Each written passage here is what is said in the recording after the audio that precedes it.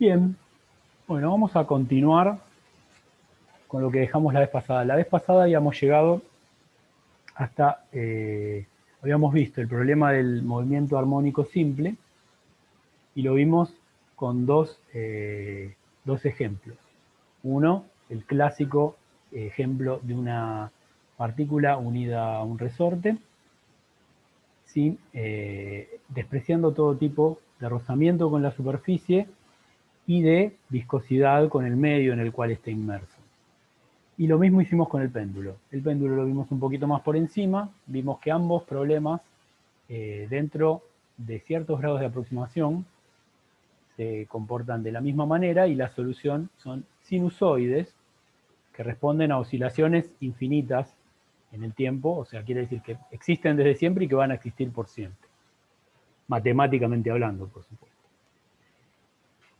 Pero sabemos que la realidad no es así. Nosotros ya estuvimos viendo algunos casos en donde los movimientos no pueden continuar indefinidamente. Y hay una interacción que generalmente no podemos eliminar, que es la interacción de rozamiento superficial, por un lado, y la interacción de viscosidad con el medio circundante.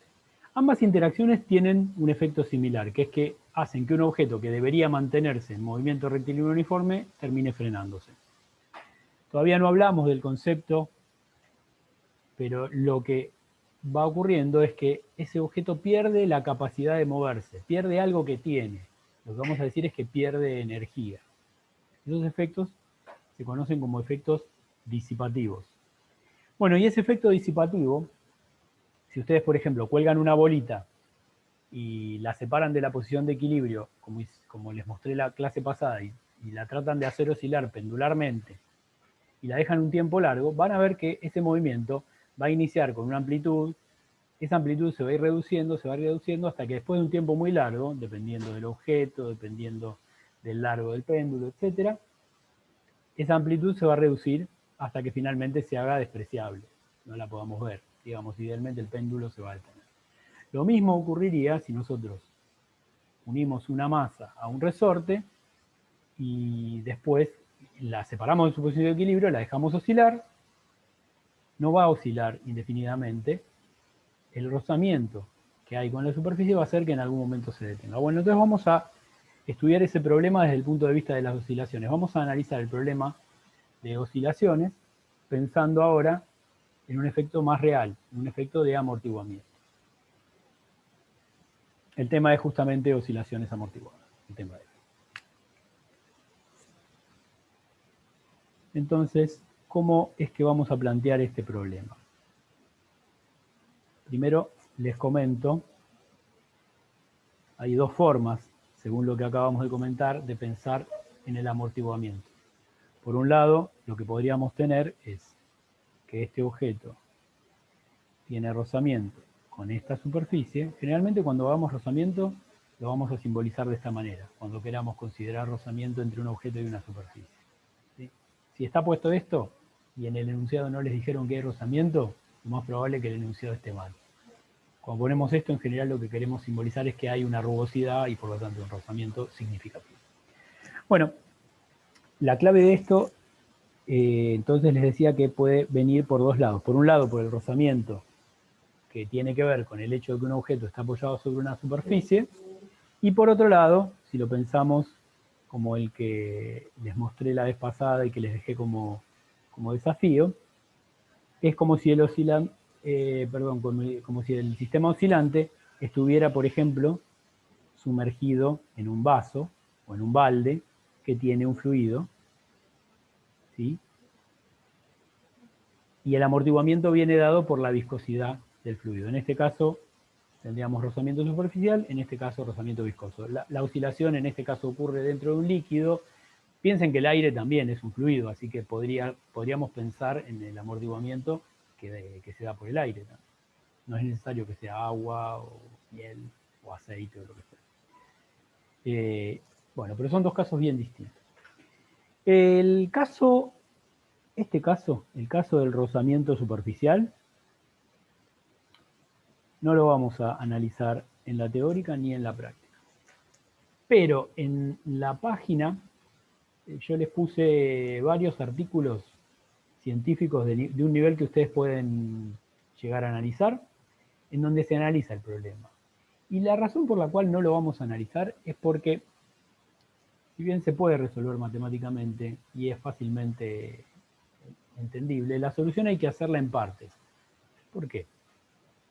Fíjense que el rozamiento, si bien es constante, el rozamiento superficial, en ese sentido parece que fuera más sencillo este problema que este problema, porque este depende de la velocidad, ¿se acuerdan? La fuerza viscosa, la recordamos, el módulo de la fuerza viscosa es igual a una constante multiplicada por el módulo de la velocidad. Bueno, acá puse módulo y puse el negativo. ¿Se entiende, no? O sea, la fuerza viscosa es proporcional a la velocidad, a diferencia de este caso en donde es simplemente un número. Pero el problema es que en este problema, valga la redundancia, la dirección de movimiento va cambiando en distintos instantes de tiempo. Si yo lo separo para este lado, el objeto se mueve para acá, el rozamiento apunta en esta dirección. Si pasa de acá y llega hasta el otro punto de máximo desplazamiento, en algún momento va a empezar a desplazarse hacia el otro lado, y en ese momento, abruptamente, el rozamiento cambia de dirección. O sea que tenemos dos condiciones dinámicas. Tenemos la condición dinámica en la cual el rozamiento es para acá, que es cuando se mueve hacia la izquierda, y el caso en cual el rozamiento es para acá, que es cuando se mueve hacia la derecha. Eso hace que no podamos plantear una única ecuación diferencial. Vamos a tener que plantear una para cada caso. Y hay una complicación más. Como les digo, esta fuerza disipa energía y hace que la amplitud de movimiento se vaya reduciendo. O sea que si inicialmente el objeto se movía entre estas dos direcciones, entre estas dos posiciones, después se va a mover entre estas dos, después entre estas dos, y así sucesivamente hasta que finalmente se va a detener.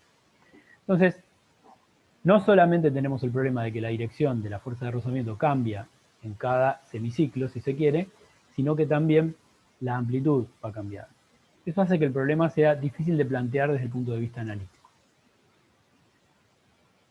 Pero se puede plantear en partes, se puede plantear resolver una parte, después resolver la otra. Es un problema acoplado. Yo tengo que resolver la primera oscilación para saber cómo va a ser la segunda, cómo va a ser la tercera, y finalmente se llega a una solución que les spoileo cómo va a ser, que es básicamente la posición en función del tiempo, les va a quedar algo así. No es difícil de imaginar, algo así, en donde esto decrece linealmente. O sea, la amplitud decrece linealmente. A eso van a llegar en este problema. O eso es lo que está en los artículos que les recomiendo que lean. No lo vamos a tomar en el final, por supuesto, pero es un problema interesante para analizar. Y es muy lindo problema, si tienen la oportunidad de hacer una práctica especial en el laboratorio, es un lindo problema, porque es fácil hacer que el amortiguamiento debido a la superficie se haga muy significativo. En cambio, el del aire no es tan significativo. Entonces, si ponen un carrito a oscilar en un riel, lo más probable es que vean este efecto y no tanto este efecto. Sin embargo, la realidad, como sabemos, es una combinación de ambas. Un objeto que está apoyado sobre una superficie, además está sumergido en el aire, entonces los dos efectos van a ser notorios. Bien. Habiendo dicho esto, no voy a hablar más de este problema y nos vamos a concentrar en este otro. Nos vamos a concentrar en el caso en que tenemos un sistema oscilante sumergido en un fluido viscoso, que puede ser el aire, que puede ser agua, que puede ser aceite. Los amortiguadores de un auto están metidos en aceite. Entonces, el sistema oscilante funciona como algo parecido a esto. De hecho, el modelo que uno hace de un amortiguador es algo parecido a esto. Es un sistema oscilante en un medio viscoso. Amortigua y además oscila. La gracia es que oscila y además amortigua, esa es la gracia. Por eso se llaman así. Bueno, entonces vamos a analizar el problema de las oscilaciones amortiguadas desde ese punto de vista. Bueno. Primero dibujo, aunque ya lo acabo de presentar, vamos a dibujar el ejemplo que uno va a pensar. En la cabeza vamos a tener este problema, una barrita un resorte,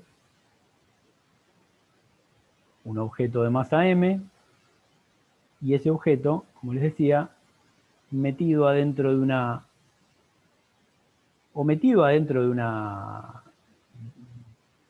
de un recipiente con fluido, o directamente oscilando en un fluido, que no me importa, puede ser, todo el sistema puede estar sumergido en un fluido. Por ejemplo, si estuviera en aire, habría un fluido ahí. Sabemos que la solución, cualitativamente, no cuantitativamente, sabemos que la solución va a ser algo parecido a lo que yo les acabo de mostrar.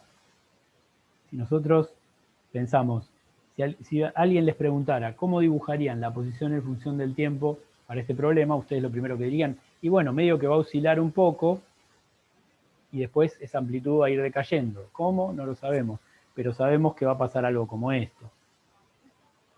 ¿Sí? O sea, esa amplitud va a ir decayendo hasta que finalmente en un momento el objeto se detenga.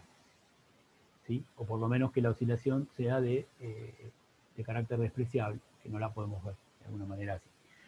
Entonces, vamos a pensar en el problema dinámico. El problema dinámico parte de la ecuación de Newton. Y la ecuación de Newton en este problema parte del diagrama de cuerpo libre. ¿Cómo es el diagrama de cuerpo libre de este objeto? Lo tenemos ahí sumergido. Vamos a... De hecho, estoy poniendo... Lo hice vertical y me arrepiento de hacerlo vertical porque le tengo que agregar el peso de esa manera. No vamos a agregarle el peso. Vamos a pensarlo. Este es el problema que tenemos en la cabeza, pero el que voy a hacer yo no es ese, va a ser este.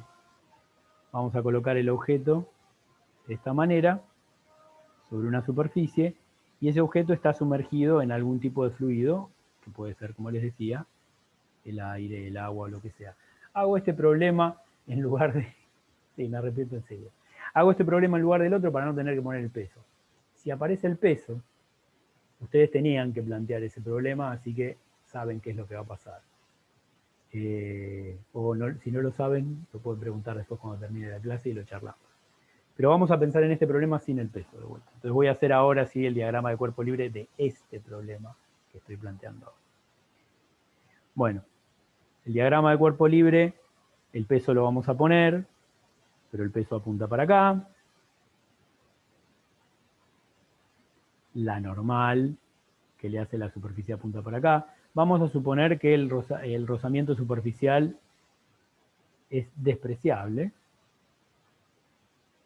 de tal manera que no debamos considerarlo para este movimiento.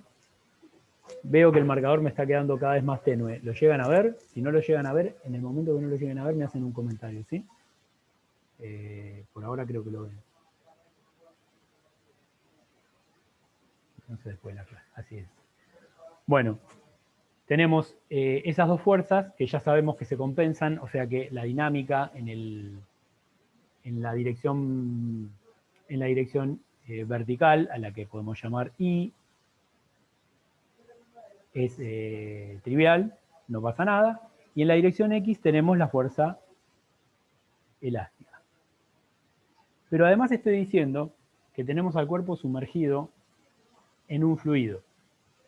Si tenemos al cuerpo sumergido en un fluido, lo que tenemos además es una fuerza que disipa la energía y esa fuerza es la fuerza viscosa. La voy a dibujar en este sentido, por ahora, pero después vamos a ver cómo la escribimos. Lo que sabemos de esta fuerza, que es la fuerza viscosa, es que como vector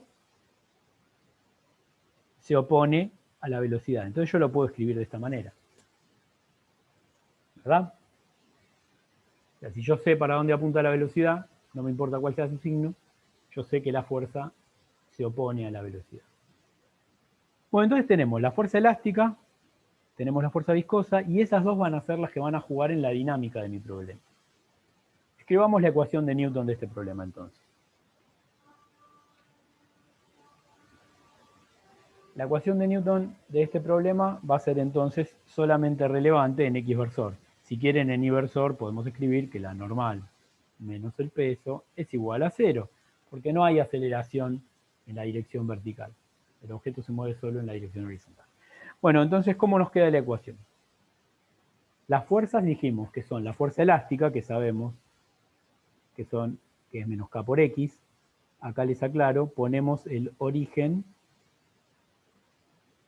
en X de equilibrio.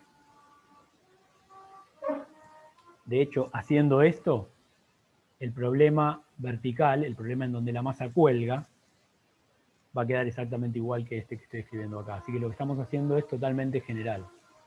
Pero no les quería spoilear el resultado del problema que les pregunté la clase pasada.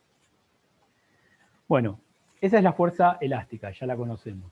Y la fuerza viscosa sabemos que no importa para dónde apunte la velocidad, se va a oponer. Entonces, podemos escribirla de la misma manera y no perdiendo generalidad como menos b por x punto. Entonces ya tenemos la fuerza elástica y la fuerza viscosa, no hay otra. Son esas dos, nada más. Y entonces, ¿qué nos falta? Igualar eso a la masa por la aceleración, que es la masa por x2 puntos. Bueno, esa es nuestra ecuación de Newton. Y como vemos, es una ecuación diferencial. Es una ecuación diferencial de segundo orden porque su mayor derivada es segunda. Es a coeficientes constantes, porque todos los coeficientes que multiplican a las derivadas son constantes. Y entonces, simplemente lo que tenemos que hacer es tratar de encontrar un método para resolver esta ecuación. Este método que yo les voy a mostrar ahora, lo podríamos haber usado para encontrar la solución del movimiento armónico simple. De hecho, como les dije, la ecuación del movimiento armónico simple es un caso simple del, como ecuación diferencial de la ecuación de Euler. Esta es una ecuación de Euler más clásica, en donde aparecen varias de las derivadas. Todas las derivadas aparecen no elevadas a ninguna potencia ni dentro de ninguna función, como por ejemplo el seno o el coseno. ¿La fuerza viscosa va en el sentido de la fuerza elástica? No. Fíjate que lo que yo puse acá es que es menos b por x punto. No sé hacia dónde va. Hacia donde vaya la velocidad, se opone. ¿Sí? Eso es lo que te indica el sentido de la fuerza. No está relacionada con la elástica, sino que está relacionada con la fuerza. Fíjate que es el mismo caso que la fuerza elástica. Yo le puse un sentido, pero en realidad va a ir cambiando todo el tiempo. Lo que a mí me importa es que cuando x sea positivo respecto de x de equilibrio, va a ser negativa y viceversa. Eso es lo que me indica el sentido de eso. Bueno, ¿cómo se resuelve la ecuación de Euler? Bueno, Euler lo que pensó es esto. Dijo, bueno, hay una función que es muy fácil de derivar y que si yo tengo una ecuación en donde todas las derivadas aparecen de forma lineal, voy a poder sacar fácil como factor común. Entonces, seguramente, si yo combino varias de esas funciones, voy a encontrar la solución de cualquier ecuación de este tipo. Entonces, lo que dijo es lo siguiente. Dijo, vamos a hacer lo siguiente. Vamos a proponer que la forma de la solución es algo como esto. Es algún tipo de constante por e a la lambda por t. ¿Se les traba a todos? Aclárenme, si se les está trabando, vemos qué hacemos. ¿Solamente a Gabriel? No, a Gabriel no, justamente. Bueno. Sigo entonces. En todo caso, acordate, no me acuerdo quién fue el que preguntó, ya lo miro.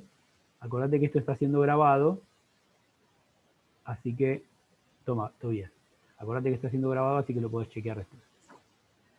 Bueno, entonces, repito, lo que dijo Euler es lo siguiente, la solución va a ser de un tipo exponencial, ¿sí? Ahora somos todos expertos en exponenciales, ¿no? Gracias, Alberto. Entonces, tenemos esa solución, vamos a ver, de vuelta, vamos a hacer algo parecido a lo que hicimos la vez pasada. Nosotros propusimos una sinusoide la vez pasada y la fuimos armando en términos de meterla dentro de la ecuación y ver qué era lo que nos faltaba. Acá hay dos constantes también que no sabemos cuánto valen. Una es A y la otra es lambda, esta letra griega que aparece en el exponente. Entonces la idea es pensar cómo podemos encontrar cuánto valen A y lambda para que x de t sea solución. Esa es la idea. ¿Ok? Algo parecido a lo que hicimos la vez pasada. Fíjense que en el último punto de la clase pasada yo les dije, y eso es parte de la explicación de por qué esto sirve, que cualquier sinusoide puede expresarse como una exponencial compleja. Eso quiere decir que no estaríamos descartando las sinusoides en este caso. Piensen en esto antes de entrar en el problema. este caso que estoy resolviendo acá es más general que el que resolvimos la vez pasada. Eso quiere decir que la solución que vimos la vez pasada tiene que poder explicarse de esta manera también. Porque lo que vimos la vez pasada fue un caso particular de esta ecuación. Un caso particular en donde b es igual a 0. ¿Ok? Entonces lo que yo voy a plantear hoy debería poder resolver sin problemas lo que planteamos la vez pasada. Ese sería un buen ejercicio para el final, ¿no? Demostrar lo que voy a ver hoy, pero en el caso del movimiento armónico simple. Cuando yo digo una frase como, ese sería un lindo problema para el final, anótenlo, porque podría ser un problema del final. Bueno, seguimos. Entonces, planteamos esta solución. ¿Qué hacemos? Lo que hace... Está grabado, Ariel. Bueno, entonces, planteamos esta solución y ¿qué hacemos en ese caso? Lo mismo que hicimos la vez pasada. Usamos esa solución y la metemos adentro de la ecuación de Newton.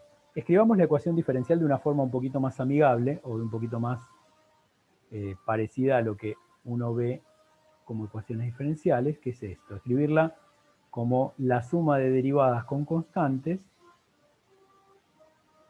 multiplicadas por las funciones. Ahí la tengo igualada a 0, ¿sí? Me queda un sistema homogéneo. Siempre a los matemáticos les gusta, casi me sale nos gusta, no. Les gusta tener los sistemas homogéneos. Y esto nos permite resolver la ecuación, nos permite usar la ecuación y sacar los factores comunes que queramos, porque total está igualada a 0. Bueno, si nosotros planteamos que esta es la solución, entonces usemos x punto va a ser a por lambda por e a la lambda por t, y x2 puntos va a ser a por lambda cuadrado por e a la lambda por t. ¿Ok? Está bien, lo único que estoy haciendo es derivando esta solución que propuse. Ahora que tengo la función y sus dos derivadas, lo que voy a hacer... No, lambda no es nada todavía. De hecho, no sabemos lo que es lambda. Estamos por verificarlo. Pero alguien me podría decir, es obvio que lambda no tiene por qué ser real. De hecho, una posible solución debería ser que fuera complejo, porque si no, lo que vimos la vez pasada está mal. O sea que lambda podría ser real y podría ser complejo. Va a haber casos, seguramente. Vamos a analizarlo. ¿Se entendió eso último que dije? O sea, ahí pusieron claro. Perfecto. Muy bien. Bueno, entonces, ¿cómo hacemos para encontrar a lambda? Reemplazamos ahí, y si reemplazamos ahí, fíjense que en todos los términos, bueno, lo escribo, no me importa. Me va a quedar, el primer término me queda a por lambda cuadrado, por e a la lambda por t, me parece que ya está, el marcador está perdiendo sus propiedades. B sobre m por x punto, que es a por lambda por e a la lambda por t, más k sobre m por a por e a la lambda por t igual a 0. Bueno, ahí vemos que hay un montón de números que ya quedan como factor común, ya cambio de marcador porque estoy perdiendo, después por ahí vuelvo. Vamos a cambiar de color.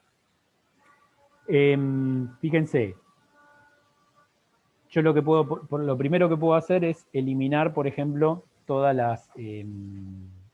la constante a la puedo eliminar porque es una constante, si está igualado a 0, eso nunca puede ser 0. Y después me queda lambda cuadrado por e a la lambda t, b sobre m por lambda por e a la lambda t, b sobre t por e a la lambda t. Bueno, en realidad yo podría escribir esto de esta manera, lo puedo escribir como lambda cuadrado más b sobre m por lambda más k sobre m todo por e a la lambda t igualado a 0, ¿verdad? Ahora,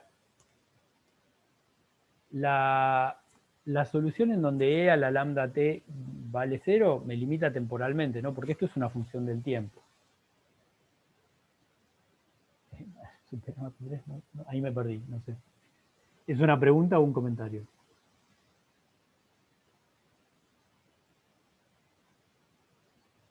No, yo pregunto cómo se llamaba esto en Mate 3, así después me fijo en mis apuntes de Mate 3 cómo No, se pero resolvía bien esto. esto es la solución de la ecuación de Euler. Fíjate que lo que te queda finalmente es una cuadrática, es bastante pavote después. Sí. O sea, el e a la lambda t es una función del tiempo, o sea que no puede valer 0 todo el tiempo. En todo caso, si valiera 0 todo el tiempo, sí, es el polinomio característico, claro. El e a la lambda t no puede valer 0. Entonces, si e a la lambda t no puede valer 0 todo el tiempo, quiere ser físico. Bien por ti. Bueno, lo que tiene que ser 0 tiene que ser esto. Uno de los dos factores tiene que ser 0. Y esto que me queda acá es una cuadrática para lambda, ¿no? O sea, si para resolver esto igualado a 0, yo lo que quiero es cuáles son los valores de lambda que me hacen que esto sea igual a 0. Bueno, esa es la ecuación cuadrática para lambda. Y lo que me da como solución es la famosa solución de la ecuación cuadrática. Las raíces, tiene dos raíces la cuadrática, y las dos raíces van a ser lambda 1 y 2, que son iguales a menos b más menos la raíz cuadrada de b cuadrado menos 4ac sobre 2a. Haciendo, teniendo los parámetros que tenemos ahí, lo que me va a quedar es menos b sobre m, que es el factor lineal, más menos la raíz cuadrada de b sobre m al cuadrado menos 4 por omega 0 cuadrado. ¿Por qué puse omega 0? Bueno, sobre 2, ¿no? Acuérdense que omega 0 es igual, omega 0 cuadrado es k sobre m. Estoy recordando un resultado del problema de la clase pasada. Omega 0 es la frecuencia, y este es un nombre que no sé si dije la clase pasada, es la frecuencia natural del resorte. Es la frecuencia a la cual oscila si yo lo suelto. A eso lo llamamos la frecuencia natural o frecuencia característica del resorte. Y eso es este número que está acá. Empiezo a poner esas abreviaturas para no tener que hacer ecuaciones tan grandes. Bueno, pero me queda esa ecuación. Entonces, si yo acomodo un poquito las cosas, también puedo hacer alguna simplificación más. Por ejemplo, puedo poner esto, puedo distribuir el denominador y me queda esto. Me queda b cuadrado sobre 2. Perdón, lo podemos escribir de esta manera, ¿no? Paréntesis, este cuadrado lo podemos poner ahí. Menos omega 0 al cuadrado. Y otra simplificación, o otra abreviatura que vamos a poner es esta, que es que beta es igual a b sobre 2. ¿Sí? Acuérdense que b es lo que llamábamos el coeficiente de fuerza viscosa. ¿Sí? Es el coeficiente que multiplica la velocidad. Bueno, beta va a tener que ver con b y con m. Así como omega 0 tiene que ver con k y con m. Y de esa manera, fíjense que lo que nos queda es que lambda 1 y lambda 2 son beta más menos la raíz cuadrada de beta cuadrado menos omega 0 cuadrado. Ok. Bien, esa es la solución. Esos son lo que tienen que valer los lambda para que e a la lambda t sea solución. Entonces lo primero que veo es una cosa. Veo que tengo dos posibles valores de lambda. Eso quiere decir que la solución va a tener que ser una combinación de exponenciales con dos valores de lambda distintos. ¿Sí? Y ahora, otra cosa que veo es que acá abajo, en la raíz, tengo la diferencia entre beta cuadrado y omega 0 cuadrado. Beta cuadrado es positivo, menos beta. Menos beta, sí señor, gracias. Muy atenta. La solución tiene dos lambdas posibles, pero además tengo un problemita acá, que es que tanto beta cuadrado como omega 0 cuadrado son positivos, pero yo no sé cuánto valen. Y de hecho pueden valer cualquier cosa. Dependerá del K y dependerá de beta, de B. Dependiendo de esas dos cantidades, fíjense que K es un poquito lo que me dice qué tan grande es la fuerza elástica. Y B me dice qué tan grande es la fuerza viscosa. O sea que de alguna manera, lo que estoy haciendo al hacer esta diferencia es una comparación entre la fuerza elástica y la fuerza viscosa.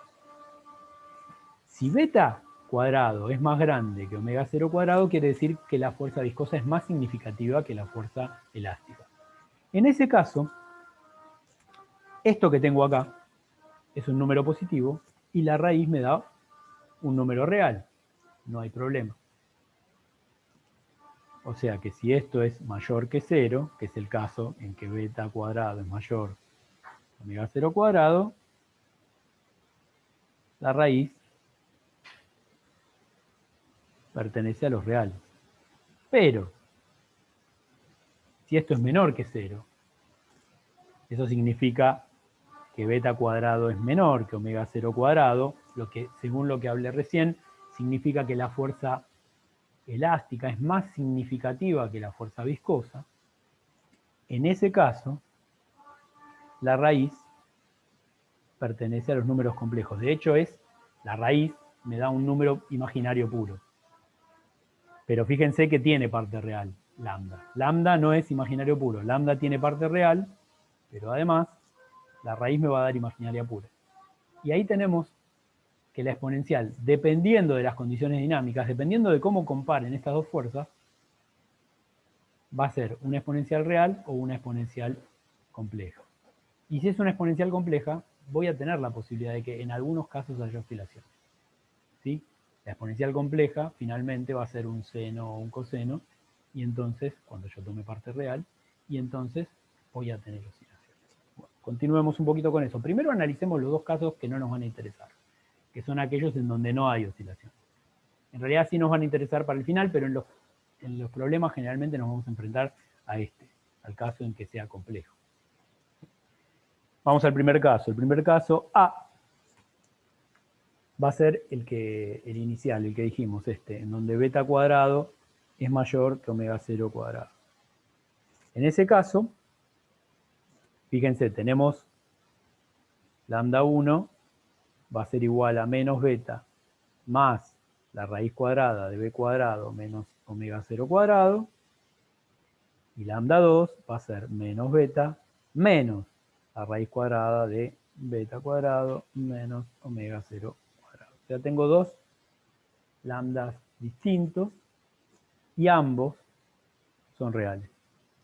¿Sí? O sea, que son exponenciales reales lo que tengo como solución.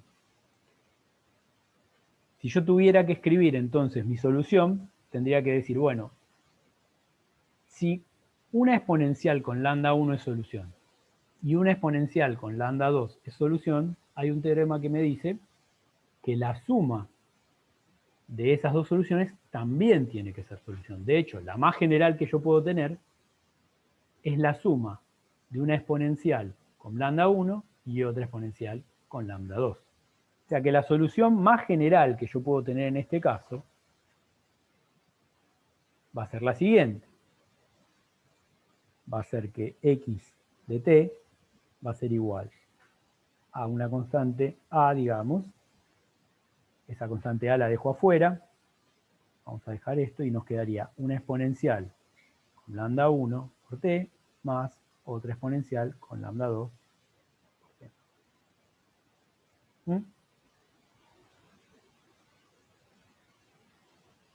Y entonces tengo que ver cómo se ve eso en términos de la solución escrita. Si quieren la podemos escribir en términos de beta y de omega 0 y nos va a quedar una cosa así. Esto me quedaría, yo podría sacar, fíjense, por cómo es la solución, lambda 1 es menos beta más la raíz, y lambda 2 es menos beta menos la raíz. Entonces puedo sacar el e a la menos beta por t, lo puedo sacar factor común, o sea que me queda esto. E a la menos beta por t, acá, esto me puede quedar, y después acá me va a quedar e a la menos la raíz de beta cuadrado menos omega 0 cuadrado. No, la primera era positiva, perdón, ¿no? Ahí está. Más e a la menos, ahora sí, la raíz de beta cuadrado menos omega 0 cuadrado. ¿Está bien? Esa sería como la solución más general que tengo en términos de beta, de omega, de t y todo. Ahora, ¿cómo se vería esto si lo pensamos desde el punto de vista físico? Tengo un problema en donde vamos a pensar el problema físico. Yo tengo una masa, la tengo unida al resorte, y vamos a pensar el caso, estamos pensando que la fuerza, fíjense, estoy pensando que la fuerza viscosa es más significativa que la fuerza elástica. Eso quiere decir que hay mucha viscosidad. Uno tiene que imaginarse esto como nadando en dulce de leche, como se dice en general, ¿no? Si esto estuviera en un medio muy viscoso, piensen qué es lo que pasaría. Yo tengo mi masa unida a un resorte, la separo, ¿sí? Y empieza a ocurrir el movimiento. Y es un problema tan viscoso que el tipo le cuesta tanto llegar hasta el punto en donde llegaría al equilibrio que por ahí hasta se detiene antes de llegar al punto de equilibrio. De hecho, eso es lo que nosotros pensamos como un problema muy viscoso. La fuerza elástica casi ni se siente porque no llega a hacer una oscilación. Lo que hace es, trata de hacer una oscilación, pero llega al punto de equilibrio y se frena. Ahora, ¿cómo llega al punto de equilibrio? Bueno, si lo que tengo son exponenciales, llega exponencialmente de alguna manera. Por supuesto que la solución va a ser algo que tenga una pinta de este estilo, ¿no? O sea, si nosotros graficamos x de t en función del tiempo, yo lo suelto y el tipo va a querer empezar a hacer algo tipo oscilación, pero como vemos ahí, nunca va a llegar y va a tender asintóticamente a la posición de equilibrio, que como yo fijé el 0 en la posición de equilibrio va a ser 0. Fíjense que no se ve como una única exponencial porque yo tengo una exponencial positiva y tengo una exponencial negativa. Así que la combinación de estas dos va a ser tal que el problema vaya decayendo, decayendo, decayendo, decayendo hasta que finalmente llegue al equilibrio. ¿Sí? Y no hay oscilación. Se parece a la recta de antes. Lo que pasa es que la recta de antes era a la recta del problema que no resolvimos, ¿decís? A ver. Sí, eso de No, cuando al claro. principio de la clase que explicó sobre el rozamiento superficial Fíjate que no. y la recta linealmente. Fíjate que no. Primero porque no es una recta, porque es exponencial esto, ¿no? O sea, yo lo dibujé espantoso, pero esto tiende exponencialmente.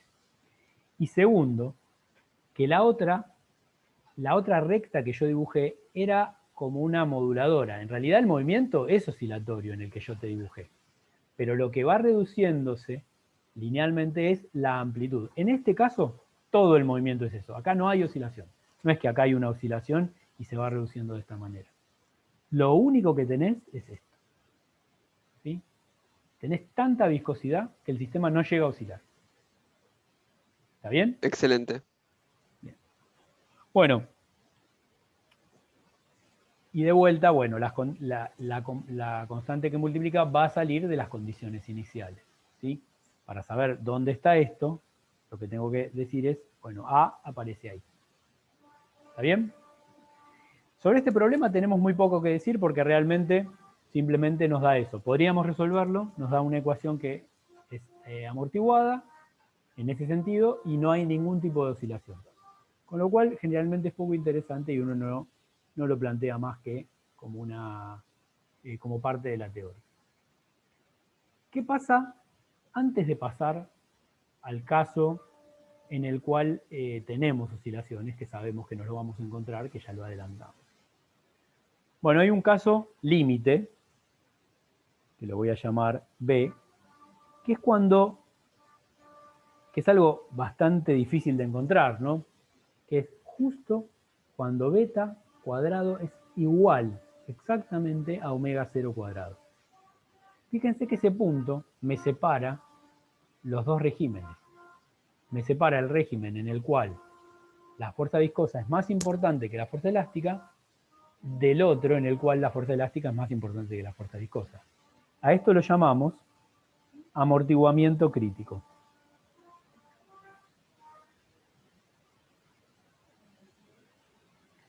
Fíjense que en el amortiguamiento crítico uno no sabe si está en este caso o en el siguiente. No hay mucho que decir tampoco en este. Fíjense que acá lo que me va a pasar no se mantiene quieto.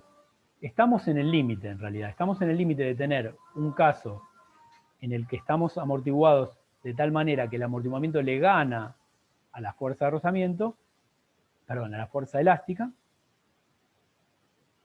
y el otro extremo sería que la fuerza elástica le gana a la fuerza de rozamiento. Pero si lo pensamos numéricamente, fíjense que al beta ser igual a omega 0 cuadrado, estas dos exponenciales se hacen e a la 0. O sea que me quedan las dos iguales a 1. O sea que la solución de esto va a ser directamente a por e a la menos beta por t. Y en realidad, matemáticamente, yo podría agregar una cosa más, que no la voy a demostrar. Pero ustedes la pueden demostrar y ahora les explico cómo.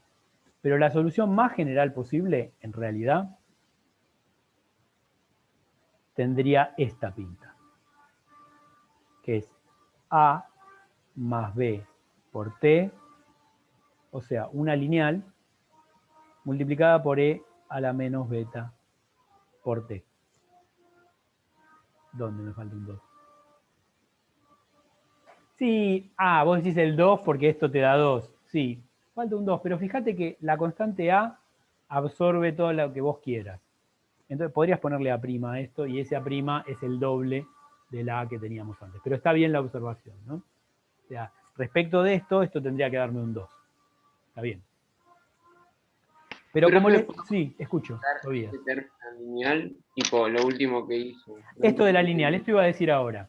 En realidad, la solución más general es esta, y ustedes lo pueden demostrar fácilmente introduciendo esto en la ecuación, y van a ver que esto es solución.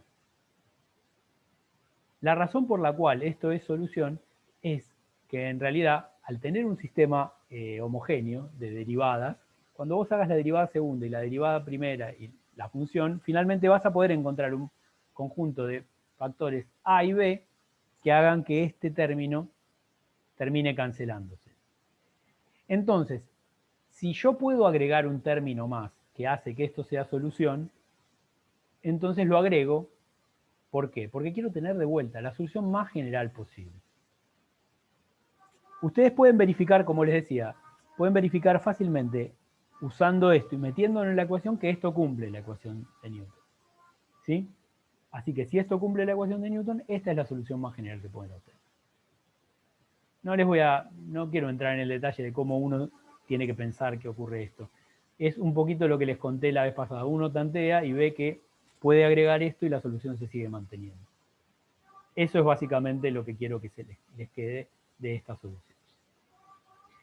Y si uno piensa esta solución en términos de cómo se ve el gráfico, piensen que acá no hay ninguna oscilación.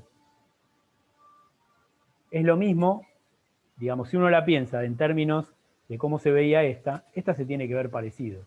Y de hecho se va a ver parecido. ¿Sí? Lo que vamos a tener es simplemente que va a estar en el límite de llegar al punto en el que tenemos una oscilación. Entonces, a veces cuando uno grafica el amortiguamiento crítico, lo grafica de esta manera, pero es un poquito mentira. Ahora les muestro cómo se ve, cómo lo graficamos, pero es un poquito mentira. Uno suele hacer esto, dice, el amortiguamiento crítico se ve de esta manera. Si yo lo grafico en función del tiempo, es parecido al otro de este lado, y de este lado tiene que ser como que casi llega a tener una oscilación. Entonces uno grafica esto, uno dice, bueno, me salió cualquiera.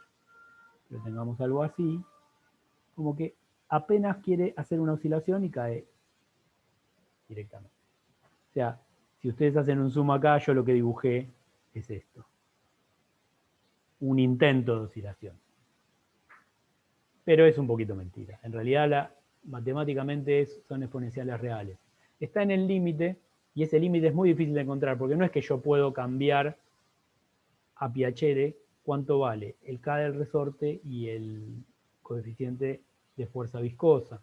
Si yo pudiera hacer eso, yo podría encontrar este punto fácilmente, pero eso no lo puedo hacer. Yo lo que tengo es que buscar un problema que sea el límite entre los dos que les estoy definiendo como más importantes. Esto es casi una curiosidad académica. O sea, tiene que existir un límite, pero es muy difícil de encontrar. Formalmente uno siempre va a estar o en el otro lado o en el que les voy a describir ahora. ¿Se entiende eso?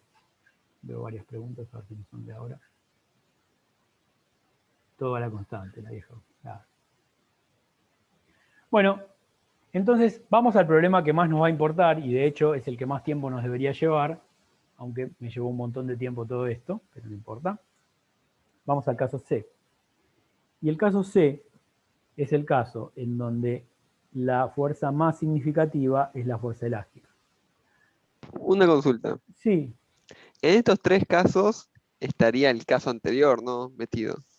fíjate Tipo el que caso de la clase pasada. el caso de la clase pasada estaría metido en que B fuera igual a 0. O sea, sería, si B es igual a 0, quiere decir que la fuerza viscosa es mucho menos importante que la fuerza elástica. O sea, que ¿en cuál va a estar? En este, que es donde la fuerza viscosa es poco importante.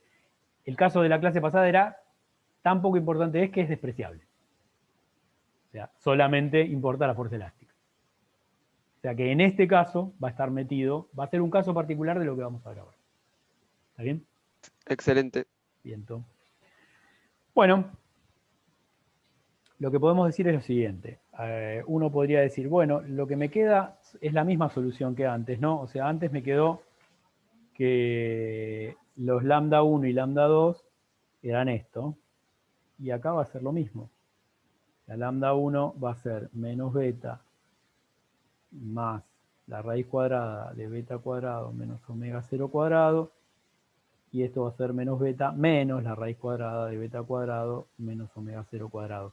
Con el chiste de que ahora estas son raíces de números negativos. O sea que esto que está acá lo podríamos reescribir, si quieren, como esto, como menos beta más i por la raíz de omega 0 cuadrado menos beta cuadrado, y esto como menos beta menos i por la raíz cuadrada de omega 0 cuadrado menos beta cuadrado. ¿Sí? Para continuar en mi afán de achicar todo lo que escribamos, a esta raíz la voy a llamar omega prima. Y fíjense que tiene unidades de frecuencia angular. ¿Sí? Porque, bueno, yo no podría restar peras con manzanas, así que seguramente beta va a tener unidades de frecuencia. Y de hecho, si lo verifican, tiene unidades de frecuencia. Pero acá, como tengo omega 0 cuadrado, la raíz de omega 0 cuadrado tiene que tener unidades de frecuencia. Por eso a esto lo llamo omega prima. Como una frecuencia, es como una frecuencia natural corrida. Fíjense que estoy corriendo la frecuencia angular con un término que depende de la viscosidad. Es un poco más chica que la frecuencia omega 0. Esto, que está acá, es un poquitín más chico que omega 0. Y eso va a tener una consecuencia, por supuesto. Bueno, y si yo tengo esos lambda que tengo ahí, finalmente lo que me va a terminar pasando es que la solución, claro, ahí voy a tener oscilaciones. Exactamente, muy bien. Y la solución yo la podría escribir de esta manera. Permítanme que la escriba de esta manera. Voy a sacar la exponencial afuera y las constantes las voy a dejar adentro. En vez de poner una, voy a poner dos porque me va a simplificar un poquito cómo escribir las ecuaciones. Me va a quedar esto.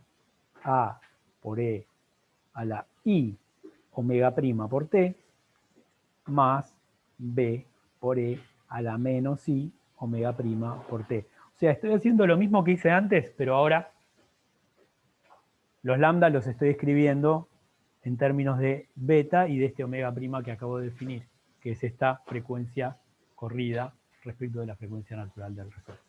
Pero está claro que tengo una combinación lineal de las dos soluciones posibles, la solución con lambda 1 y la solución con lambda 2. ¿Queda claro esta solución de acá? Sí, escucho. El segundo término Sí. exponencial, tipo el B, ¿es beta o es B, no, es otro? B, es una constante. Esto y esto que está acá, ambas de acá, son constantes de proporcionalidad. ¿Y por qué las pongo? Porque es lo mismo que hicimos la vez pasada cuando poníamos las sinusoides. O sea, yo tengo que, a cualquier solución que tenga, la multiplico por una constante y me tiene que seguir dando solución de una ecuación lineal a coeficientes constantes. ¿Sí? Por eso aparece la amplitud en la clase pasada. Y acá, como tengo dos soluciones, cada una de ellas tiene que tener su amplitud. Entonces eso pongo acá. ¿Ok? Bien. Bueno, entonces tenemos esa solución. Y bueno, ¿se acuerdan lo que vimos la clase pasada o que ustedes vieron en el repaso o en matemática? No voy a entrar en detalle de que esto que está acá representan números complejos. Y esos números complejos son el coseno de omega prima por t más i por el seno de omega prima por t. Y en este caso, que tiene un menos acá, sería el coseno de omega prima por t menos i por el seno de omega prima por t. O sea, es la forma, la expresión exponencial de un número complejo, esto que tengo acá.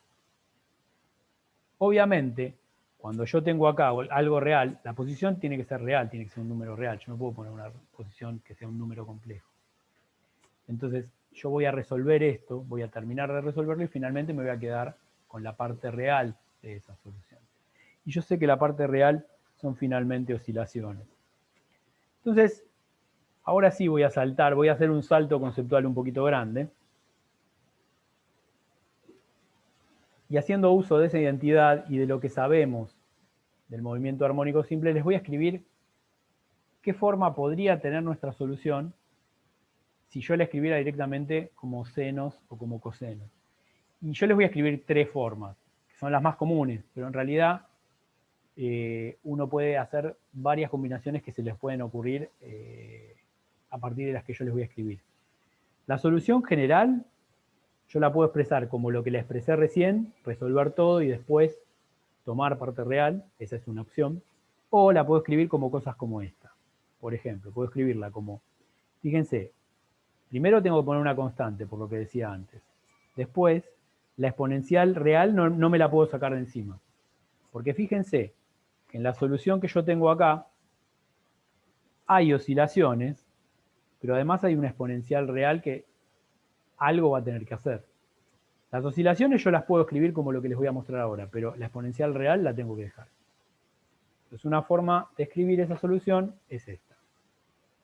E a la menos beta por t por el coseno de omega prima por t más phi 0. Esta es una forma que se parece mucho a la que vimos la clase pasada, solamente que aparece este término que ahora vamos a charlar un poquito qué es lo que hace. Otra posibilidad sería que yo escriba un a' por e a la menos beta por t por el seno de omega prima por t más phi 0. Y otra forma más que yo podría utilizar es e a la menos beta por t por c, donde c es otra constante, por el coseno de omega prima por t más d por el seno de omega prima por t. Ahora, estas no son soluciones distintas. Es lo mismo que la clase pasada cuando yo les decía que uno puede escribir la solución usando un seno o un coseno. A ustedes les queda claro que estas dos cosas son equivalentes, porque lo charlamos la vez pasada. Bueno, de hecho, estas tres cosas son equivalentes. Yo puedo encontrar valores de A, phi 0. Bueno, este sería phi 0', ¿no? Porque si hay un seno tiene que ser distinta la fase. Yo puedo encontrar valores de A y phi 0 y de A' y de phi 0' que hagan que estas dos sean equivalentes. Eso lo vimos un poquito en la clase pasada.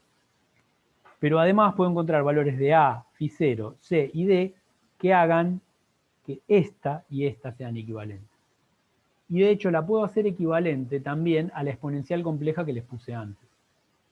Eso probablemente en la práctica hagan algún ejercicio, pero no estaría mal que intenten buscar cuáles tienen que ser las constantes para que hagan algún caso. Por ejemplo, que esta y esta sean equivalentes.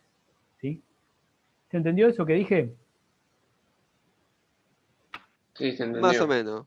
Más o menos, hay un sí y un más o menos.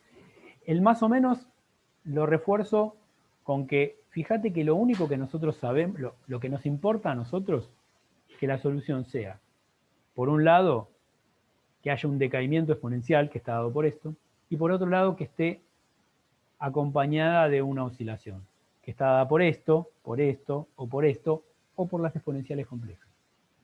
O sea, siempre buscamos que la exponencial real vaya a cero y que las otras, que sea lo que tenga que ser. Exactamente. A ver, finalmente, la forma en que vos podés verificar que todo esto es solución es la que te acabo de decir. Es verificar que vos podés encontrar conjuntos de constantes que hagan que esto y esto sean equivalentes, que esto y esto sean equivalentes, o que cualquiera de estas y las exponenciales complejas sean equivalentes siempre y cuando vos tomes la parte real, finalmente. O sea, eso es lo que uno debería hacer. Otra cosa que te puede ayudar es verificar que cualquiera de estas expresiones es una solución de la ecuación diferencial que tenés. Si es una solución de la ecuación diferencial, entonces listo. Cualquiera de estas es equivalente. Y otra cosa importante es, acordate que tenemos una ecuación diferencial de segundo orden. Si tenemos una ecuación diferencial de segundo orden, siempre tiene que haber dos constantes de integración que van a quedar a determinar por las condiciones iniciales. Y fíjense que todas estas expresiones, incluida la de las exponenciales complejas, tiene dos constantes. A y φ0, A' y φ0', C y D. ¿Sí? Cualquiera de estas expresiones nos van a servir entonces como solución de la ecuación diferencial. Obviamente, las constantes, como les digo, van a ser distintas, pero eso no cambia que siguen siendo la misma solución. Y si siguen siendo la misma solución, quiere decir que cuando yo encuentre esas constantes, perdón, es así. Cuando yo encuentre esas constantes, el dibujito de la función, o sea, esto, x en función del tiempo, se tiene que ver igual para todas. ¿Sí? Lo que les tiene que quedar es que la solución va a tener una pinta parecida a esta, que es creo la que vamos a usar preferentemente, porque es la más fácil de trabajar. Salvo que por ahí, en algún ejercicio aparezca, demuestre que esta solución y esta solución son equivalentes. Para demostrarlo, tienen que encontrar cuáles son las constantes que hacen que eso ocurra. ¿Sí? Para hacer esas cosas, generalmente lo que uno hace es usar las propiedades del seno y el coseno. Por ejemplo, usar el coseno de una suma, desarrollarlo, y eso les va a quedar algo parecido a esto. ¿Sí? Con esas cosas uno suele demostrar esas equivalencias, ¿verdad? Bueno, por suerte que está grabado todo. Bueno, ¿qué hora estamos? Porque yo ni siquiera no tengo reloj en ningún lado. ¿Alguien me puede...? Las 6 y 5. 6 y 5. Bueno, entonces hacemos un pequeño... Les hago el dibujito de la función y después hacemos el intervalo. Fíjense que vamos a mirar esta, que es la que más se parece a la que vimos hasta ahora. Si uno separa las dos soluciones, lo que yo tengo es, por un lado, el coseno, o sea esto, una oscilación. Y por el otro lado, multiplicando a eso, tengo una exponencial decreciente, o sea, algo así. Ahora, ¿qué pasa si yo multiplico esto por esto? Fíjense que lo que tengo es como si la amplitud, que antes era constante, ahora depende del tiempo y decae exponencialmente. Si yo multiplico esto por esto, lo que voy a obtener es justamente una amplitud que va decayendo, pero la oscilación sigue estando, porque yo la estoy multiplicando por la oscilación. O sea, lo que voy a tener es algo como esto. Voy a dibujar mi exponencial en puntitos, y lo que voy a tener es algo así. Una exponencial que está siendo atenuada, una senoidal que está siendo atenuada por una exponencial. ¿Y hasta cuándo? Hasta que cae a cero, pero cae a cero asintóticamente. Fíjense que la exponencial nunca se hace exactamente cero, pero en algún momento va a ser despreciable el desplazamiento, entonces yo voy a decir que el objeto, para mi grado de aproximación, está detenido. Y lo que tengo es efectivamente lo que esperábamos, una oscilación que se va haciendo cada vez más cercana al equilibrio hasta que finalmente se frena. ¿Se entiende lo que significa este problema? Bueno, estamos entonces, ¿se entendió esto? ¿Vamos al intervalo? Sí. Bueno, hacemos 15 minutos de intervalo. ¿Qué hora es exactamente? 6:05. Bien, perfecto. Y 20 nos encontramos entonces para continuar. Bien, entonces, lo que estamos viendo es que el movimiento es el resultado de la combinación de esas dos dependencias. Por un lado, esta exponencial, que uno podría decir que surge solamente del amortiguamiento, y por otro lado, esta oscilación, que puede expresarse de distintas formas, y que surge de la preponderancia de la fuerza elástica. Es por eso que a este movimiento se lo llama subamortiguado. Creo que a ninguno de los otros le puse nombre. El primero, el A, se llama sobreamortiguado. está tan amortiguado que no llega a oscilar. Al otro sí le puse amortiguamiento crítico. Y este subamortiguado porque el amortiguamiento es pequeño, entonces se ve la oscilación y también se ve los efectos del amortiguamiento. Y fíjense que lo que les decía antes, esto es como si tuviéramos una oscilación que tiene una amplitud que depende del tiempo, y esa amplitud que depende del tiempo se puede plantear como algo como esto. A por E a la menos beta por T, que decae exponencialmente. Bien, fíjense que lo que decíamos antes, supongamos que beta es muy pequeño comparado con qué, bueno, comparado con omega 0, obviamente. Dos cosas, una, la frecuencia omega prima, si beta es muy chico, o sea, si beta es mucho menor que omega 0, por un lado, omega prima va a ser aproximadamente igual a omega 0. Y por otro lado, si beta es tan chico, esto es como si tuviera A por E a la 0. A por E a la 0 es A. Y entonces, directamente lo que veo es que A de T es aproximadamente constante y es igual a A. O sea, en el límite en que beta es igual a 0, recuperamos el resultado que teníamos la clase pasada, que es esto que tenemos acá. Lo cual era obvio, ¿no? O sea, lo teníamos que recuperar. O sea, podríamos no haber pasado por el otro problema y resolver directamente este. ¿Pero por qué lo hacemos? Bueno, porque este es un poquito más complicado. Y dado que es más complicado, es preferible entender primero las oscilaciones para después entender cómo resultan amortiguadas cuando yo sumerjo el sistema en un medio viscoso. ¿Bien? ¿Estamos? Entonces, ¿qué cantidades de interés uno puede definir acá? Bueno, si bien no es una oscilación pura, una oscilación periódica, quiero decir, es una oscilación, pero no es una oscilación periódica. En realidad uno puede definir un periodo. Uno puede decir, bueno, yo tengo, perdón, vuelvo al gráfico anterior un segundito. Uno tiene esta dependencia y uno puede decir, ok, si bien de mínimo a mínimo no vuelve exactamente a la misma posición con la misma velocidad, porque esa posición se va haciendo cada vez más cercana al equilibrio, en realidad yo podría decir que esto es algo parecido a un período. Lo mismo que esto, ¿no? O sea, es hacer una analogía con el problema que vimos la clase pasada. Si bien el movimiento no es periódico en el sentido formal, hay una periodicidad. Hay una periodicidad dada porque parte de la solución está dada por esto. Pero la periodicidad es levemente distinta porque, como vimos recién, omega prima no es exactamente igual a omega 0. Pero bueno, lo que podemos decir es redefinimos nuestro periodo. Y el periodo ahora va a ser igual no a 2pi sobre omega 0, sino a 2pi sobre omega prima. O sea que esto es 2pi dividido la raíz cuadrada de omega 0 cuadrado menos beta cuadrado. Y que fíjense, como esto es levemente menor a omega 0, este periodo va a ser mayor al T0, donde T0 lo podemos pensar como esto, que es el periodo del movimiento armónico simple. Pero de hecho, en los casos prácticos que ustedes van a resolver, y en el laboratorio sobre todo, se van a dar cuenta, yo sigo diciendo en el laboratorio como si ustedes vayan a ir al laboratorio.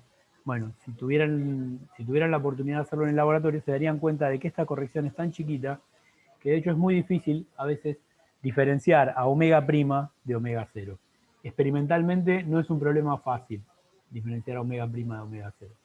Son muy similares las dos. Y hay que hacer mediciones muy precisas, tomando muy en cuenta el error para poder diferenciar. De hecho es bastante difícil. Bueno.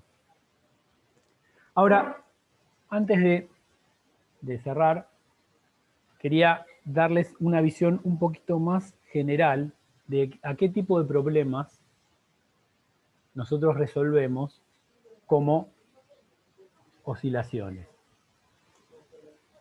Y fíjense que lo charlamos la vez pasada, tanto en el caso del resorte como en el caso del péndulo, son dos problemas en donde nosotros tenemos un objeto que está en equilibrio y nosotros lo separamos un poquito del equilibrio. De hecho, en ambos casos vimos que si lo separamos más que un poquito, ya perdemos la capacidad de tener la ecuación diferencial que nosotros queremos para una oscilación.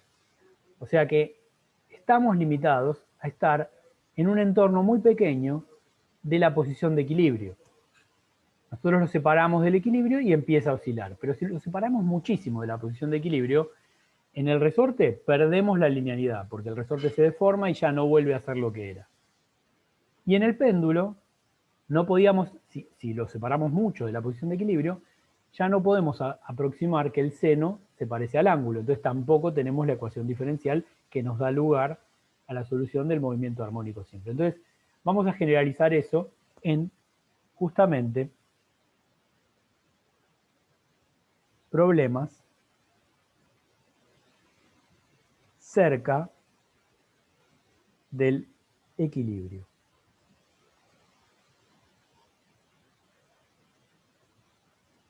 Y voy a agregar entre paréntesis, cerca del equilibrio estable.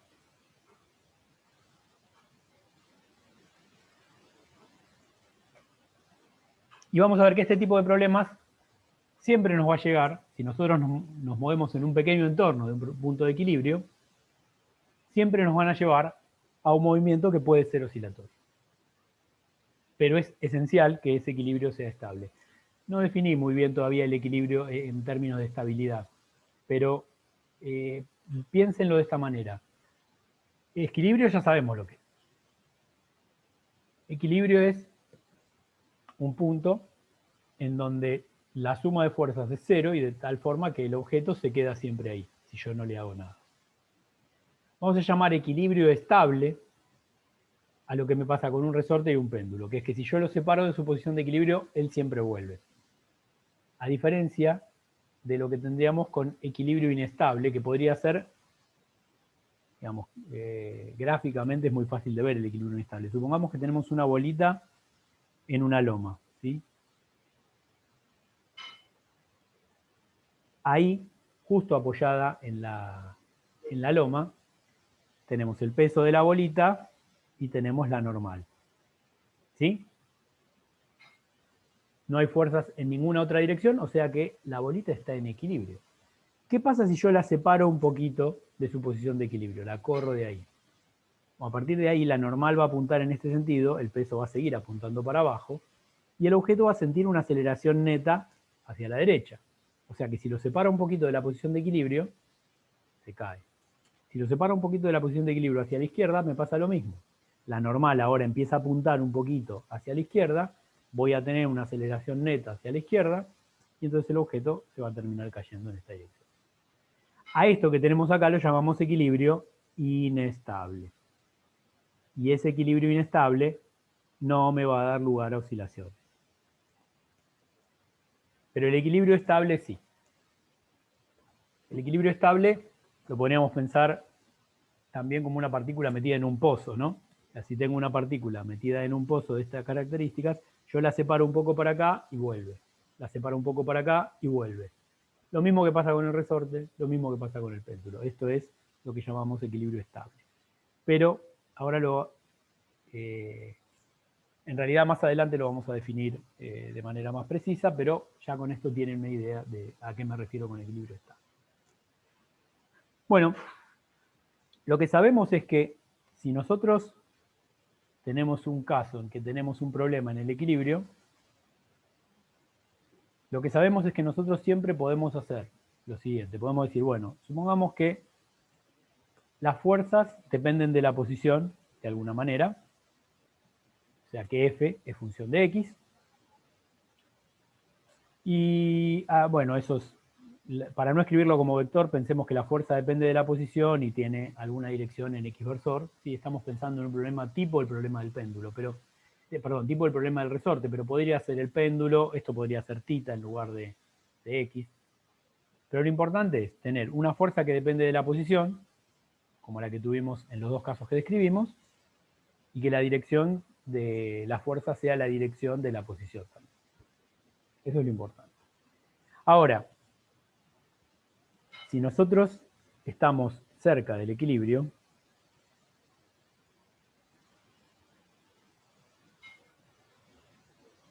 eso quiere decir cerca de la posición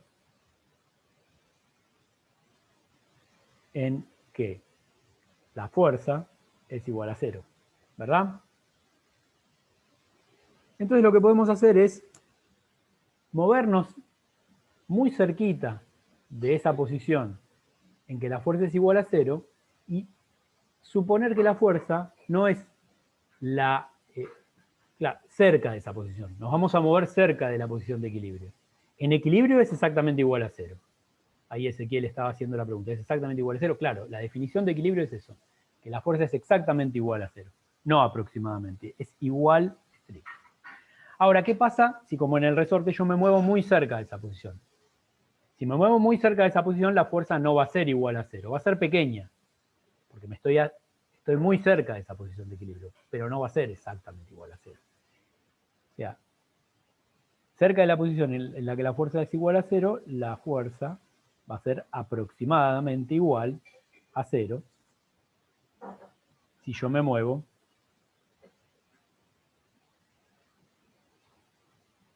cerca de X de equilibrio. Y además puedo hacer algo más. Lo que puedo hacer es un desarrollo en serie de Taylor de esa fuerza en términos de la coordenada, porque me estoy alejando muy poco de ella. Yo lo que puedo hacer es decir que f de x es aproximadamente la fuerza evaluada en x de equilibrio más la derivada de la fuerza respecto de x evaluada en x de equilibrio multiplicado por x menos x de equilibrio. Y como recuerdan, el desarrollo en serie de Taylor en realidad va a tener términos va a tener términos que van como x menos x de equilibrio al cuadrado. Pero yo me voy a quedar acá, corto ahí. O sea, como lo que voy a decir es, me quedo con el término de primer orden en el desarrollo de Taylor. ¿Sí? Me muevo tan cerca del x de equilibrio de tal manera que el único término relevante sea el de la derivada primera. Eso estoy dando vueltas sobre cosas que ya charlamos otras veces, ¿se entiende, no? Excelente. Bárbaro. Entonces, ahora la pregunta es, ¿podemos decir algo más sobre esto? Bueno, podemos decir mucho. ¿Cuánto vale la fuerza en X de equilibrio? Bueno, la fuerza en X de equilibrio, por definición, vale 0. O sea que este término es 0. Entonces me queda que la fuerza en función de X la puedo expresar como la derivada de f respecto de X evaluada en X de equilibrio por X menos X de equilibrio. Fíjense que esto que está acá, la derivada de la fuerza evaluada en X de equilibrio, es una constante. Es la derivada evaluada en un punto, en X de equilibrio. En particular, si el equilibrio es estable, la derivada es positiva.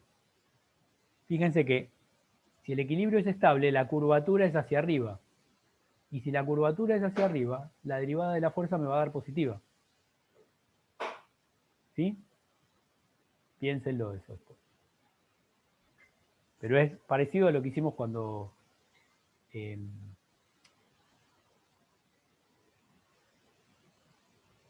parecido a lo que hicimos cuando... perdón, es negativa la derivada. Estaba diciendo es positiva y después digo, no, si es hacia arriba. Si la curvatura es hacia arriba, la derivada es negativa.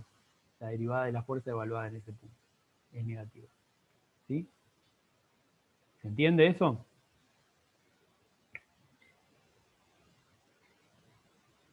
Lo podemos ver. Bueno, si no se los digo. Lo podemos ver. Fíjense en esto. Lo que podemos ver fácilmente es una cosa. Piénsenlo en este diagramita que es bastante fácil de ver. Yo tengo a mi masa ubicada acá. La muevo hacia la derecha. Si muevo la masa hacia la derecha,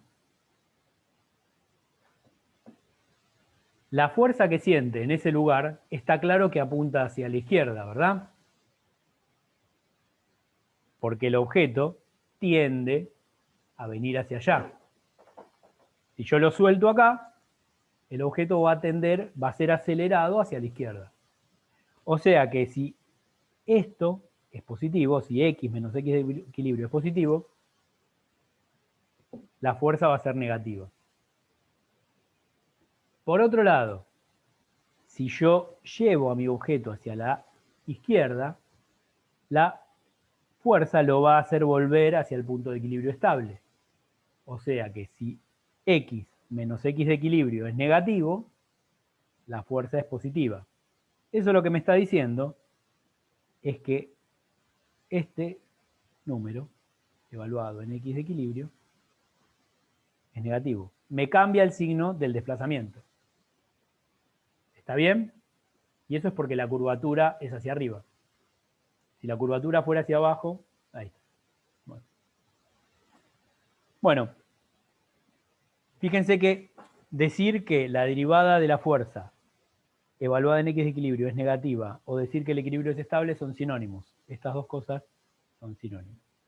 Una es mirarlo desde el punto de vista funcional, la otra es mirarlo desde el punto de vista físico. Bueno, pero entonces lo que me queda es que finalmente mi fuerza en un problema cualquiera, ya no en un resorte, péndulo, pozo, en cualquier problema en donde yo me desplazo poquito respecto de la posición de equilibrio, la fuerza me queda con esta dependencia. Y es más, yo puedo decir, si a esto lo llamo C, le pongo un nombre, es una constante, lo llamo C, entonces mi ecuación dinámica de este sistema que está cerca del equilibrio sería que la masa por la aceleración es igual a C por X menos X de equilibrio. Y es más, si yo pongo el origen de coordenadas en X de equilibrio, entonces M por X dos puntos va a ser igual a C por X. O sea que finalmente,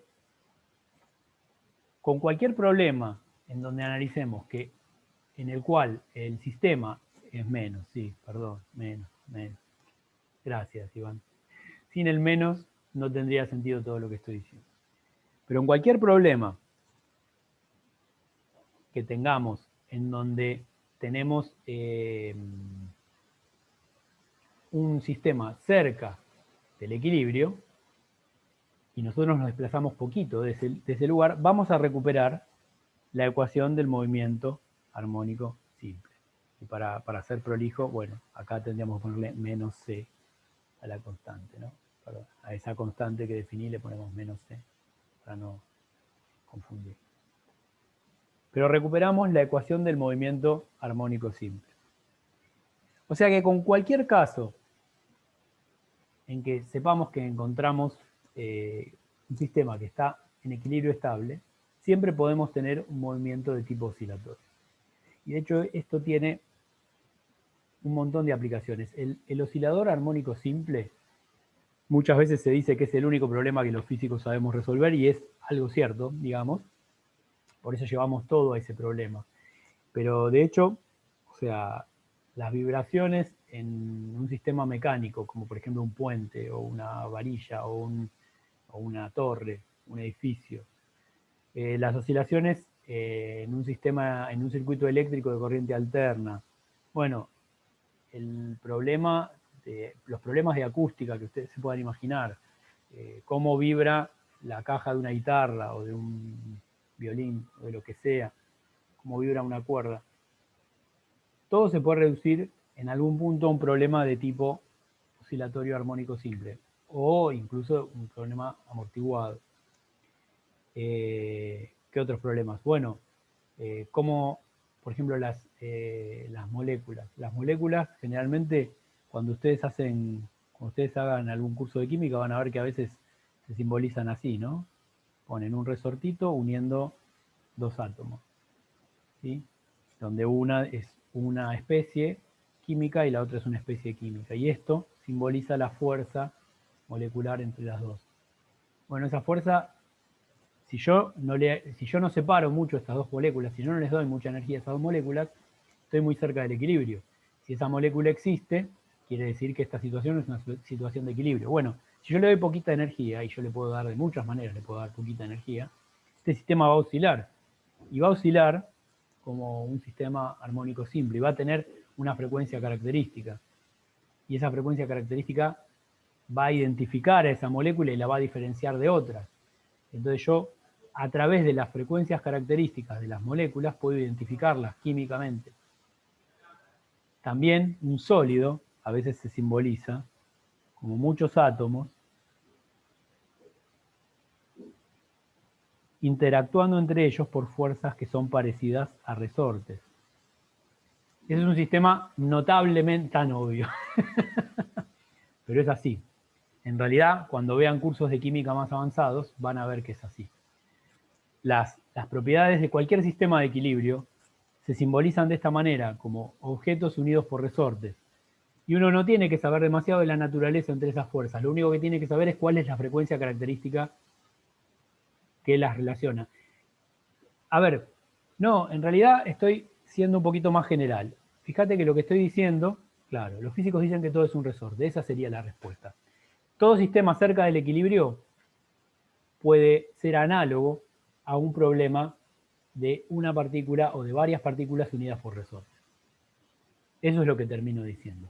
No es que no les estoy dando ninguna demostración, ni les estoy explicando este problema, ni les estoy explicando este problema. Son problemas tremendamente complejos, algunos de ellos, pero finalmente lo que les quiero decir es que siempre que se encuentren con un problema cerca del equilibrio, y la naturaleza en general está en equilibrio, cuando ustedes encuentren un problema que está cerca del equilibrio, siempre lo pueden reducir a un sistema oscilatorio como el de un resorte, siempre. Y eso nos da mucha información. Por ejemplo, si yo pudiera encontrar la frecuencia característica de esta molécula, entregándole algún tipo de energía y viendo cómo vibra, lo que yo podría hacer es inferir el K del resorte que une a esos dos átomos. Y el K tiene que ver con la fuerza intermolecular, o sea que la frecuencia característica va a tener información microscópica, finalmente. Lo mismo si yo pudiera encontrar las frecuencias características de los resortes que unen átomos en un sólido. ¿Sí? Yo los llamo resortes, pero en realidad son fuerzas interatómicas. Pero las pensamos como resortes porque el sistema generalmente está cerca del equilibrio. ¿Ok? Por eso es que nos interesa tanto desde el punto de vista físico, y de hecho en físico-química, muchas de lo que van a ver ustedes lo van a pensar desde ese punto de vista, como fuerzas tipo elásticas. ¿Ok? ¿Qué hora tenemos?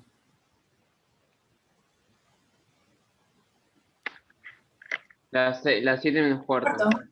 Ah, bueno, el profe no es químico, pero el profe ha hecho bastante de química. De hecho, el profe se dedica a la física del estado sólido, que si seguimos avanzando tan rápido, en algún momento por ahí les doy alguna charlita sobre lo que es la física del estado sólido, que les pueda resultar... De hecho, ustedes van a ver física del estado sólido de distintas maneras, en físico-química, lo van a ver de distintas formas y de hecho van a aprender bastante.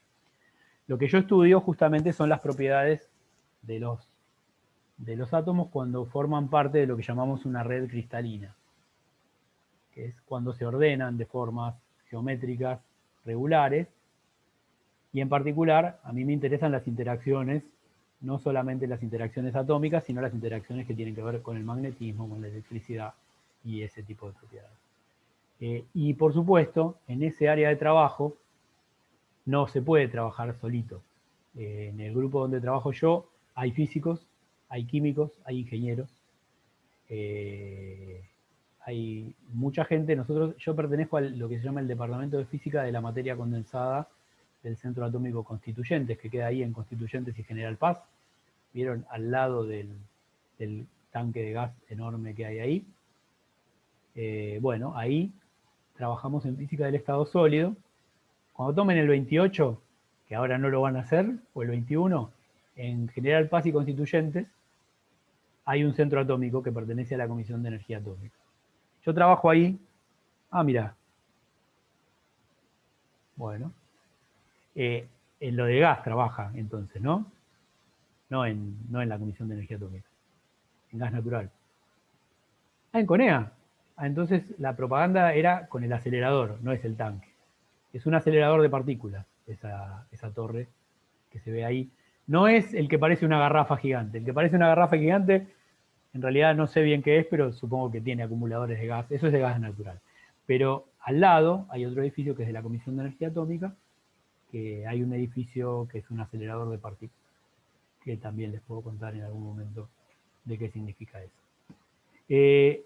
Pero ya que quedan 15 minutos, antes de seguir divagando, porque me entretengo y les empiezo a hablar de cualquier cosa, les cuento un problemita más, que lo vamos a mencionar nada más y voy a ver después con Jonathan hasta qué punto queremos que lo sepan, que es el tema de las oscilaciones forzadas. Cuando hay normalidad, se hace así. Claro, exactamente. Todos los años se hace una jornada de puertas abiertas en donde ustedes pueden visitar ese centro atómico. Después les cuento un poquito. Pero terminemos con esto.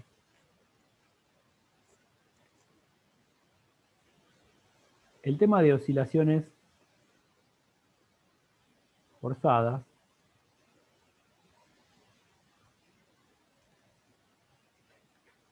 está relacionado justamente con lo que les acabo de mencionar. Uno, cuando tiene un sistema oscilante, una forma de entenderlo es forzándolo a oscilar y viendo cómo reacciona. Uno, por ejemplo, puede tomar un sistema como este, o un sistema como este, y lo que puede hacer es, en lugar de soltarlo y dejarlo, como hicimos hasta ahora, es empujarlo y hacerlo oscilar a distintas frecuencias. Hay una forma, una analogía que por ahí les va a resultar más, más fácil de conectar con su experiencia, que es en este caso, si ustedes piensan, aunque ustedes son muy jóvenes, pero deben tener un sobrinito o se acuerdan de cuando ustedes estaban sentados en un objeto como este, al que llamamos hamaca, y había una pobre persona aquí que los acompañaba y los iba empujando. ¿Sí?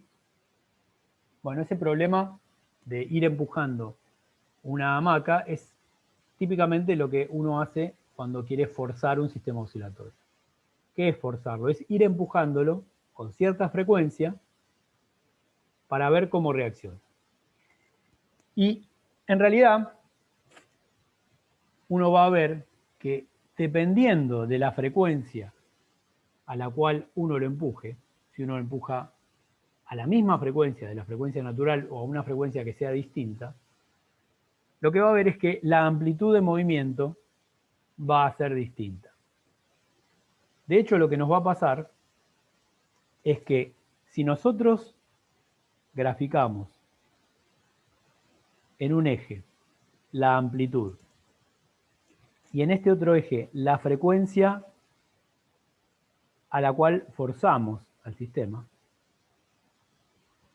la frecuencia del forzado, lo que vamos a encontrar es lo siguiente, que si tenemos un sistema oscilante, la frecuencia a la cual va a haber una mejor transferencia de energía va a ser esta omega prima que acabamos de ver antes. Y lo que se va a ver es una cosa por el estilo. Acá vamos a tener un máximo en la amplitud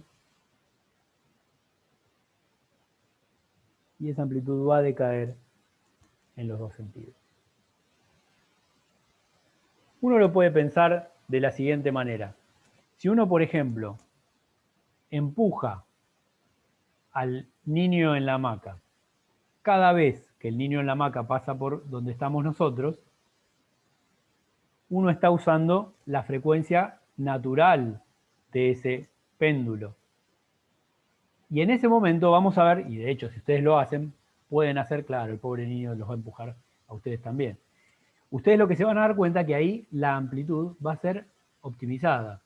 Ahora, ¿qué pasa si en lugar de empujarlo a esa frecuencia, yo lo empujara a una frecuencia distinta? Eso quiere decir que yo lo voy empujando a una frecuencia que no coincide exactamente con los puntos en que va y viene. Al principio puede ser que funcione, Pero en algún momento me va a empezar a pasar que yo lo voy a querer empujar cuando el tipo todavía está volviendo.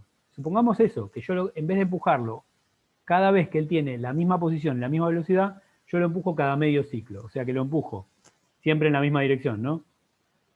Una vez acá y la otra vez acá. Bueno, claramente este empuje va a andar bien, pero este empuje se va a oponer porque el tipo va a querer estar volviendo y yo lo voy a estar empujando para que se vaya. Entonces, empujarlo más seguido en la misma dirección me va a conducir a que en algún momento lo estoy frenando y eso va a hacer que la amplitud neta del movimiento se reduzca. Lo mismo va a pasar si yo lo empujo muy seguido. Perdón, esto fue muy seguido. Lo mismo va a pasar si yo lo empujo poco seguido, o sea, una frecuencia muy baja. O sea, lo empujo esta vez, pero no lo empujo durante 3 ciclos, después lo vuelvo a empujar otra vez y no lo empujo durante 3 ciclos, y así sucesivamente. En ese caso, la amplitud no va a ser tan grande como si yo lo empujo en todos los ciclos. Este fenómeno de empujar a la misma frecuencia que la frecuencia natural es lo que se conoce como fenómeno de resonancia. Esa resonancia consiste justamente en eso, en forzar a un sistema a oscilar a su frecuencia natural. Si yo fuerzo un sistema a oscilar a su frecuencia natural, maximizo la transferencia de energía entre la fuerza que estoy haciendo yo y la que absorbe el sistema oscilante. En el sentido de lo que les decía recién, uno siempre tiene que empujar en la parte óptima, que es cuando el tipo tiene la misma velocidad que yo le estoy, tiene la misma dirección, la velocidad tiene la misma dirección que la fuerza que yo le estoy aplicando.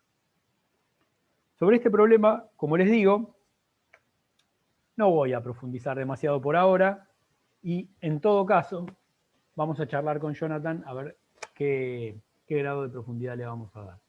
Pero este problema del forzado también tiene un montón de analogías. Y una de las analogías de la resonancia es un problema práctico lindo, que es el de afinar un instrumento. Cuando uno afina un instrumento, necesita que, por ejemplo, llevar a la cuerda de una guitarra, por ejemplo, a oscilar a una frecuencia a la cual la caja de la guitarra oscile también, para que ese sonido se amplifique. Si toda la guitarra vibra mucho a esa frecuencia, ese sonido va a sonar muy fuerte. Entonces, lo que uno va a hacer es construir un instrumento de tal manera que amplifique los sonidos de las notas de las cuerdas que yo tengo. Por supuesto que en los primeros diseños de las guitarras ni siquiera se calculaba eso. Lo que se hacía es que se buscaba una caja que tuviera un tamaño adecuado para que la cuerda, al oscilar, forzara a la madera a oscilar a una frecuencia que era la frecuencia natural de esa madera. ¿Sí?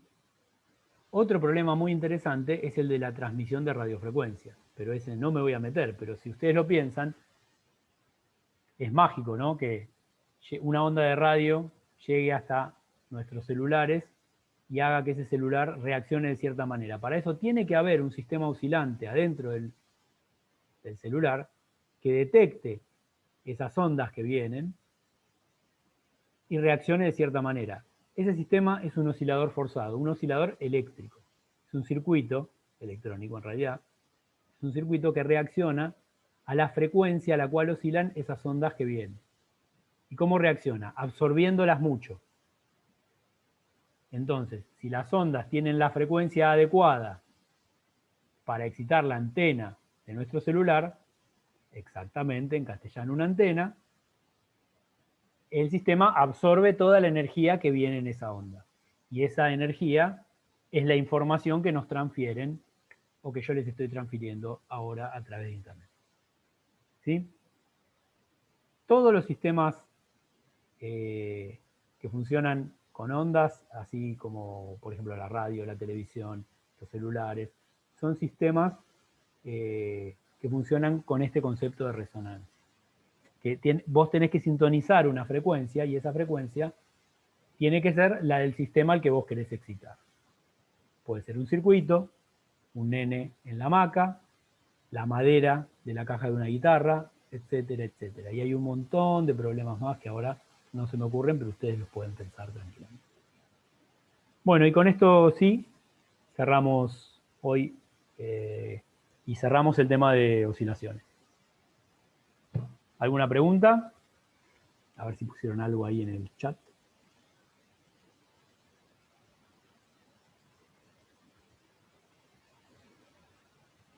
Claro, dice, las aplicaciones que te ayudan a afinar están en Hertz. Exactamente.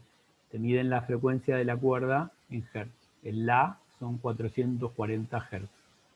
Es la frecuencia que uno suele usar para la cuerda esa que afinamos de la guitarra, ¿no?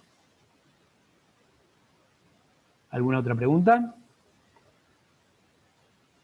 Hola, hola, Jonathan, ¿cómo estás? Hola, ¿cómo va? Bueno, les decía a los chicos